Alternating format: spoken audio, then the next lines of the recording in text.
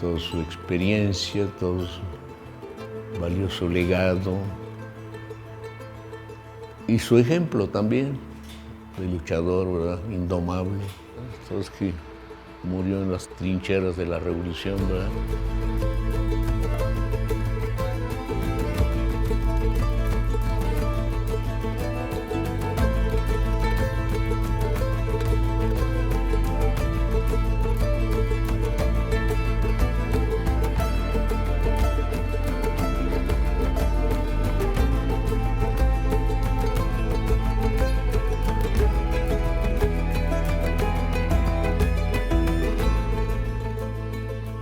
Bueno, aquí estamos en la Casa Museo León Trotsky, donde el abuelo libró su última batalla contra la sangrienta dictadura usurpadora de la Revolución de Octubre de Yugachvili, más conocido como Stalin, ¿no? La casa tiene dos elementos.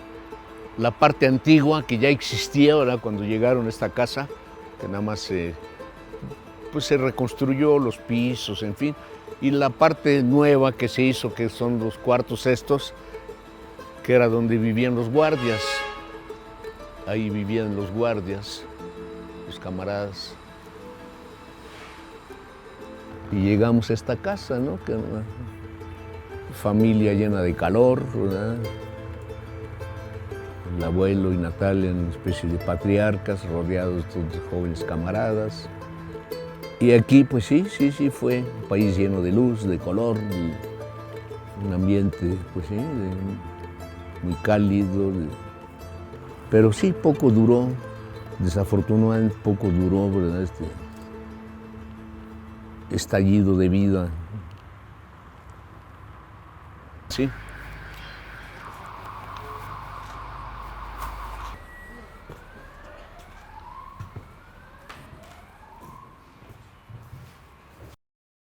Esta es la biblioteca de la casa donde trabajaba la secretaria, que transcribía los dictados que hacía el abuelo en dictáfono, que era lo último en tecnología en esa época, ¿verdad? Que grababa en un cilindro de cera la voz, y ella tenía el aparato para oírlo y lo pasaba a máquina.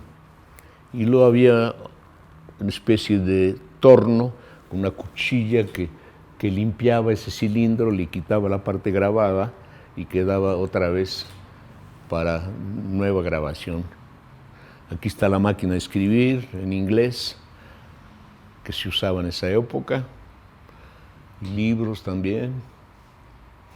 Este cuadro es de Vladi, que era muy amigo de Natalia, el hijo de Víctor Serge, se lo regaló Natalia. Aquí tenemos el comedor de la casa. Está tal cual, los muebles todavía, la mesa. Aquí en la cabecera se sentaba el abuelo, Natalia aquí a su lado, y los secretarios, los camaradas, todo alrededor de la mesa. Pueden también ver el baño, bueno, las condiciones tan pues, sí, austeras en que se vivía.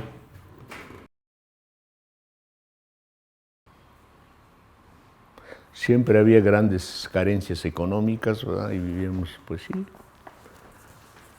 con recursos muy reducidos. Y eso fue precisamente una de las causas que obligó al abuelo a emprender la biografía de Stalin, ¿no? Que no le interesaba lo más mínimo hacer esa biografía.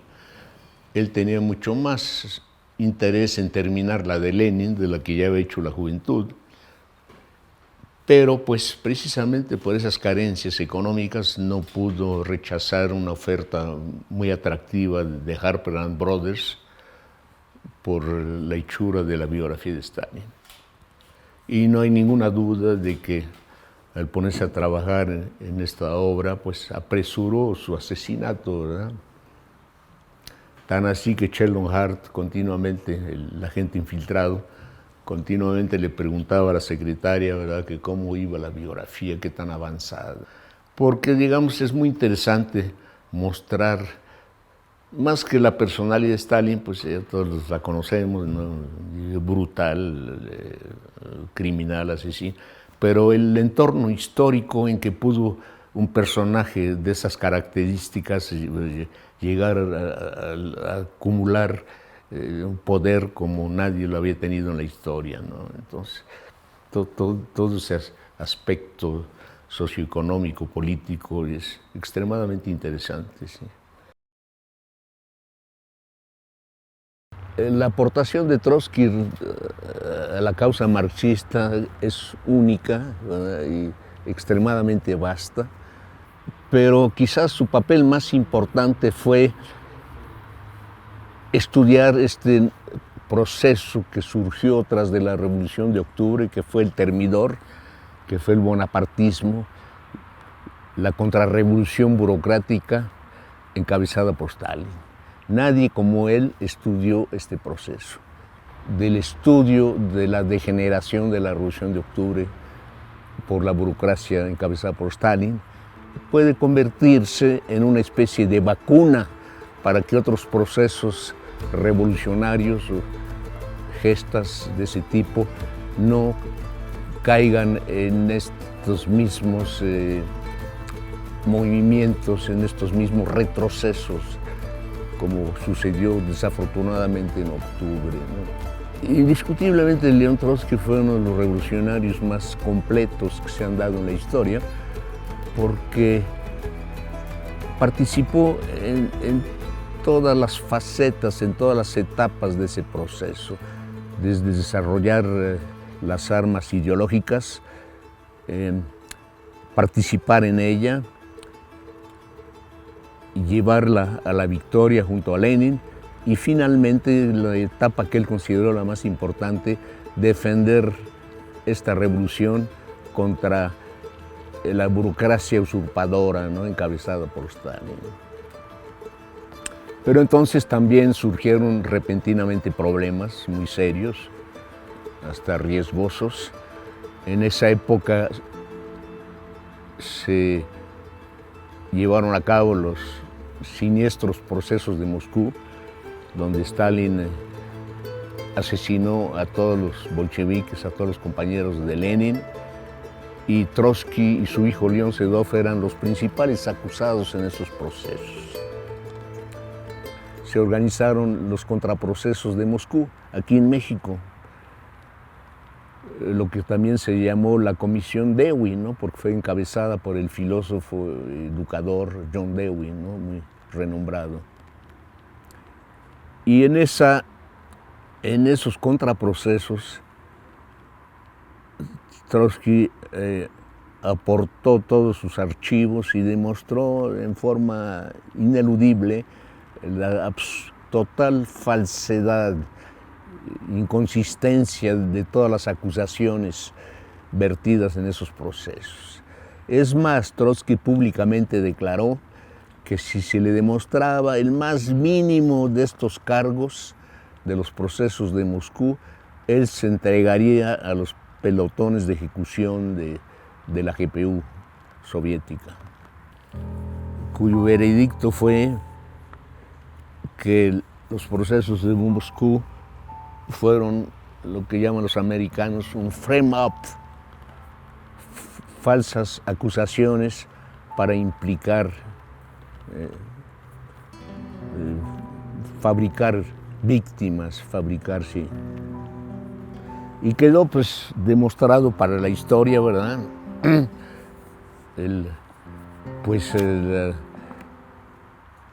La falsedad absoluta, la criminalidad de José Stalin, que fue una de las más grandes, llevó a cabo una de las más grandes falsificaciones históricas que han existido, ¿no? ¿Por qué esa falsificación? Pues por la total ilegitimidad de su régimen, ¿verdad? Que se construyó traicionando y aniquilando todos los fundamentos, todos los principios, la bandera de octubre. Sobre el cadáver de esa revolución se estableció la dictadura burocrática, el despotismo, ¿sí?, staliniano. ¿Sí?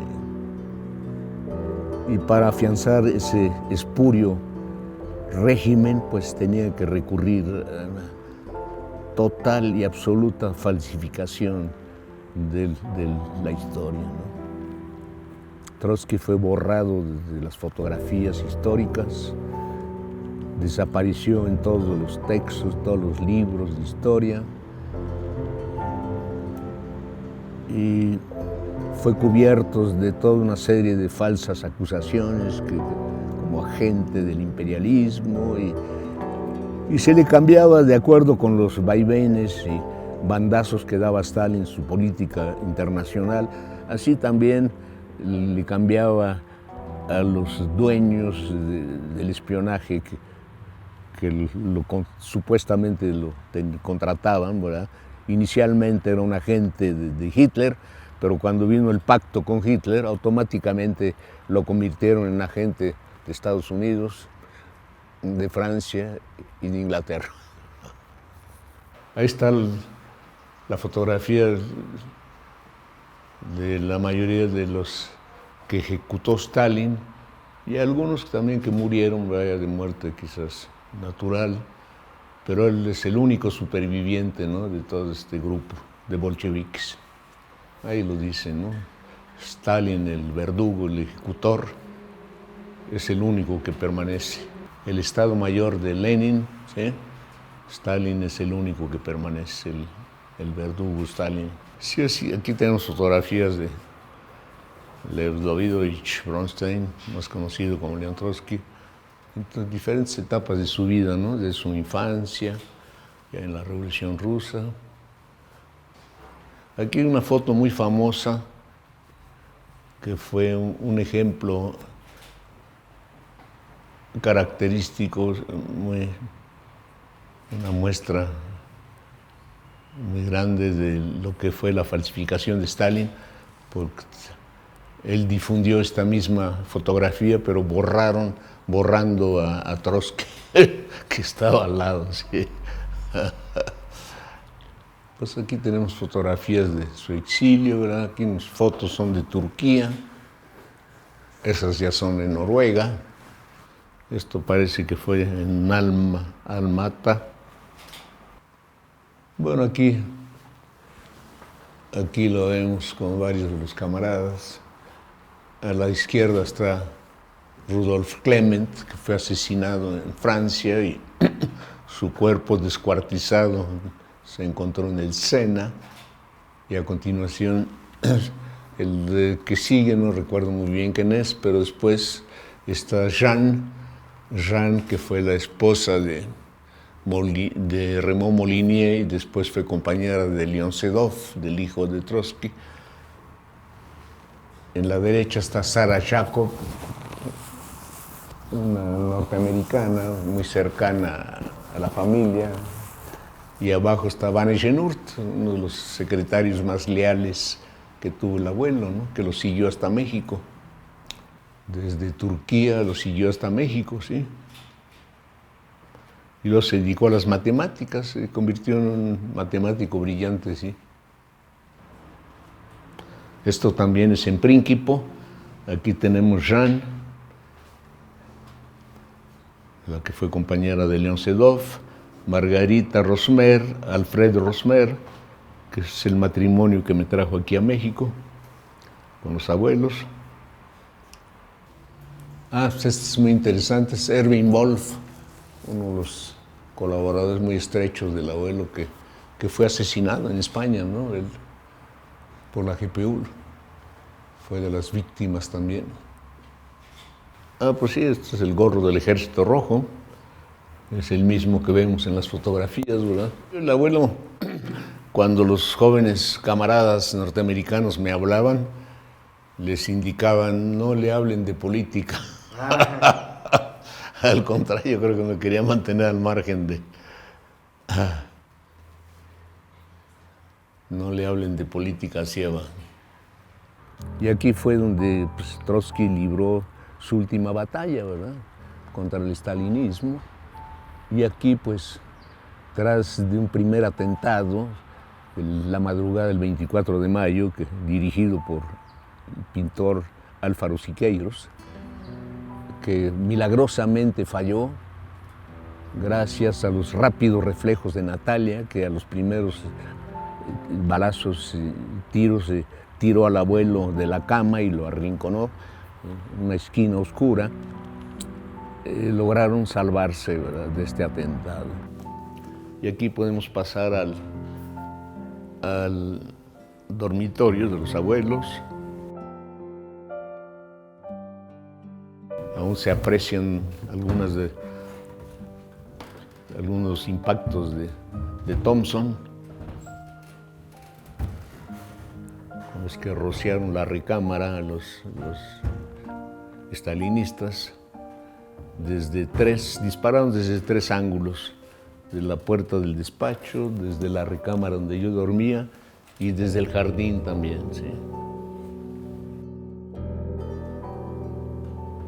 Y ahí vemos en el muro, están los impactos. En el piso también hay impactos de balas. Se ve que al final del ametrallamiento entró uno de los asaltantes y disparó sobre la cama, ¿no?, como queriendo dar los tiros de gracia.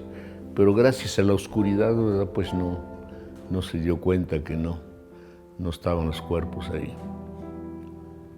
Dormía yo tranquilamente en la recámara visitando a los abuelos. Alguien abrió la puerta y al poco tiempo empezaron ráfagas de ametralladora, ¿verdad? Yo dormía en esta recámara. Yo tenía un catre que era la mitad del ancho de esta cama, y gracias a que me tiré al piso y me arrinconé, ¿verdad?, en aquella esquina, pues solo recibí un refilón de bala en el pulgar del pie derecho. Pero sí dispararon toda la carga de pistola automática a mitad de la cama, ¿no? Sí, es una sensación un poco desagradable estar en una cama durmiendo y de repente ser trasladado a mitad de un campo de batalla, ¿verdad? No es muy grata esa experiencia. Pero pues hemos sido bastante afortunados y aquí estamos platicando con usted. Y el abuelo también tuvo bastante suerte en la vida.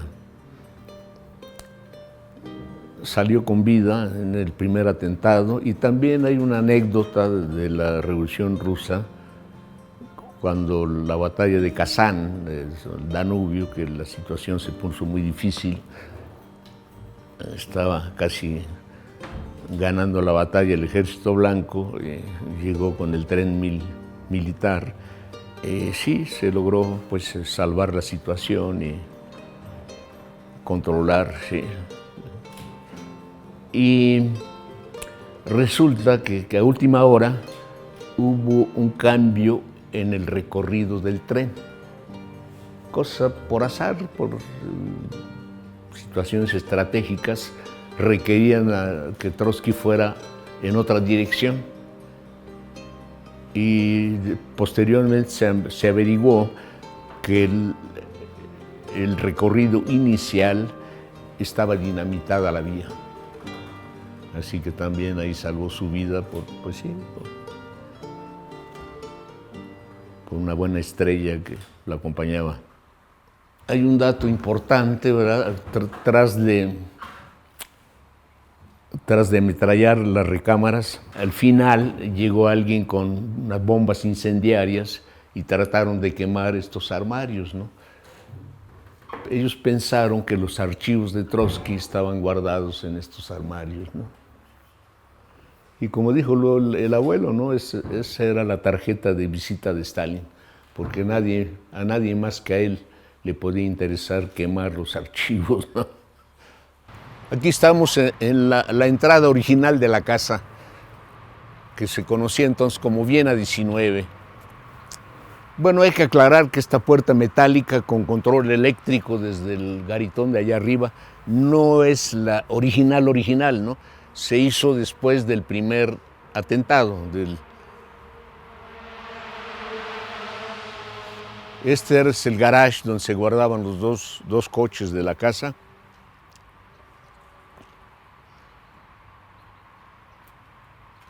Y esta puerta tenía una cerradura eléctrica que se controlaba desde allá arriba, desde el garitón, ¿sí?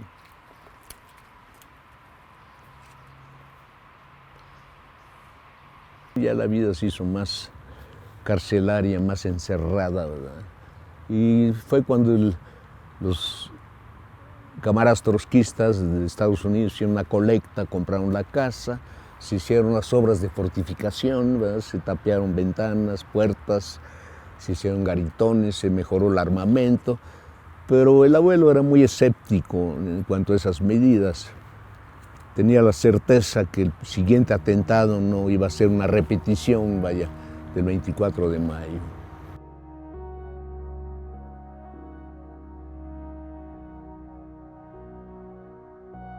Pero a los 3 meses finalmente sí lograron asesinar a León Trotsky, un agente de la GPU muy hábilmente infiltrado en el entorno de la casa. Este era el camino que tomaba el abuelo cuando iba a su despacho a atender a las gallinas o los conejos. Y probablemente el día que ya llegó Jackson, el asesino, por aquí entraron a su despacho, por este camino.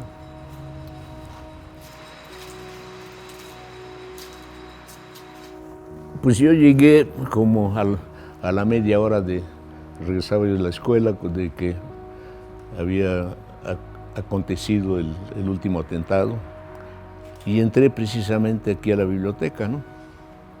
Y por la puerta entreabierta alcancé todavía a ver al abuelo en el suelo, ¿verdad? Todo bañado en sangre, la cara, la cabeza, y Natalia le estaba aplicando hielo, y también había dos camaradas ahí que la estaban ayudando. Y yo lo alcancé a ver por la puerta entreabierta, ¿no? Alcancé a ver al abuelo ahí en el suelo.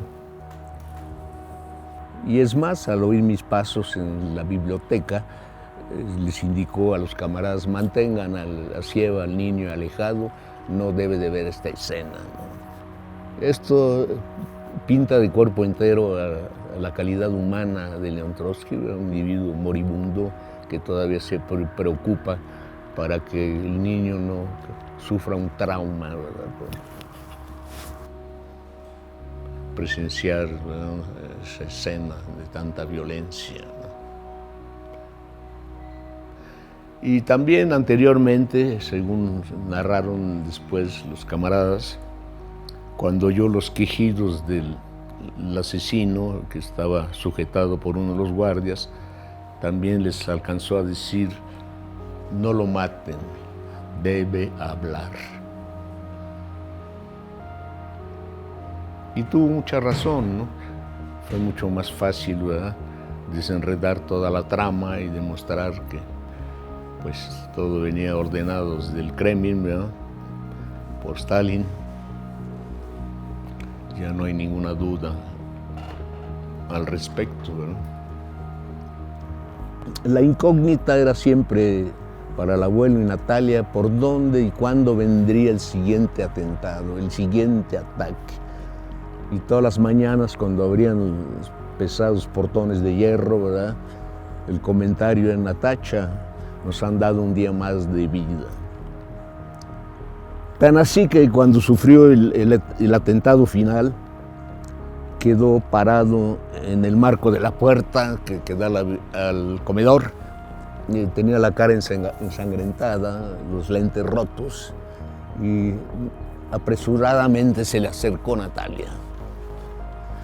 Y lo único que hizo fue señalar al asesino, que estaba inmovilizado por uno de los guardias, diciendo: Jackson, como queriendo indicar: por ahí vino lo que esperábamos.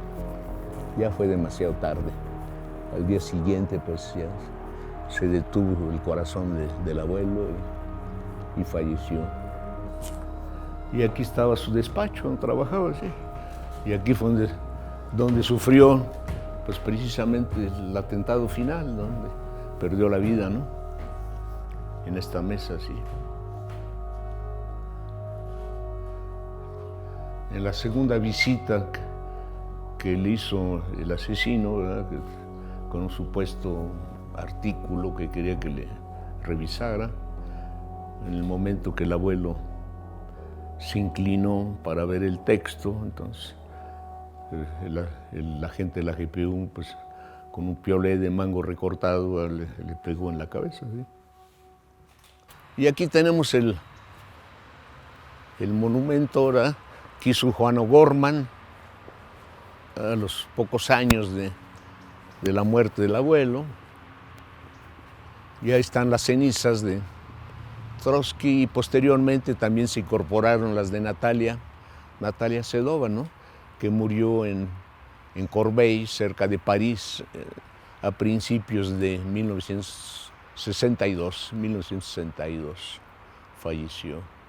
André Malraux le preguntó sobre la muerte para los marxistas, no sé qué, como queriendo un poco desconcertar al abuelo, ¿no? Y el abuelo con toda calma le contestó, ¿no? La muerte no tiene ningún problema cuando el hombre ha cumplido su misión en la vida.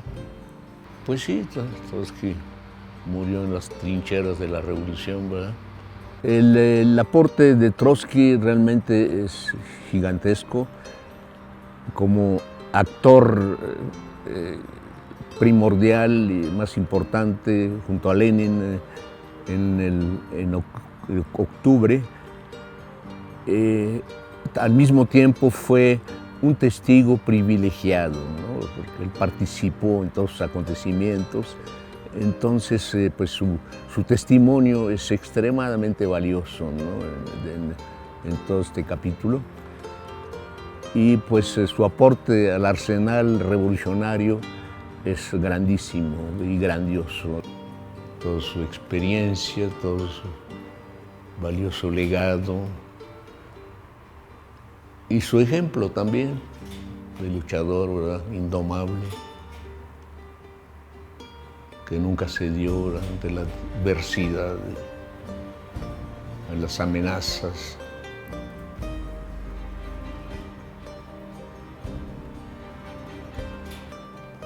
Pues ha dejado un arsenal muy valioso, ¿verdad?, para emprender el camino hacia el socialismo. Y pues ante el mundo de barbarie, ¿verdad?, y de salvajismo en que vive la humanidad bajo la égide del capitalismo, ¿verdad?, que cada vez es más destructivo. Y pues la obra de Trotsky pues es un valioso faro, una valiosa guía para las nuevas generaciones.